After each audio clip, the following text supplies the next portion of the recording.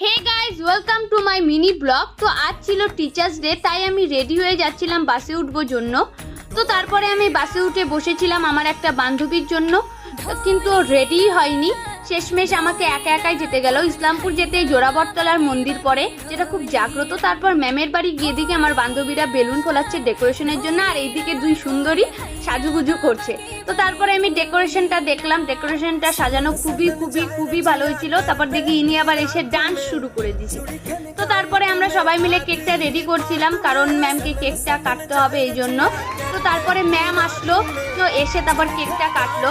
তোমরা দেখো আমরা কতটা মজা করি। আসলে আমরা এইরকমই সবাই মিলে এতটাই যে গল্প করি, ম্যামও বিরক্ত হয়ে যায়। আমরা যখন আগে টিউশন করতাম, তো এখন তো আর হয় না, কারণ আমাদের গ্র্যাজুয়েশন কমপ্লিট, তাই সেই দিনগুলো খুব মিস করি এখন আমরা সবাই মিলে।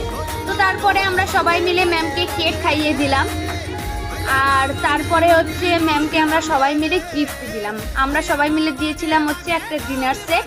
তো তারপরে হচ্ছে কেকটা খেলাম, খেয়ে তারপরে ডান্স শুরু করে দিলাম। এতই ডান্স করেছি মানে কি বলবো, আর সেটা তো তোমরা দেখতেই পাচ্ছ। তো তারপরে আমরা বাইরে এসে ফটো তুললাম। ফটো তুলে ম্যাম আমাদের চিকেন আর ফ্রাইড রাইস খেতে দিয়েছিল, তো সেটাই খেলাম।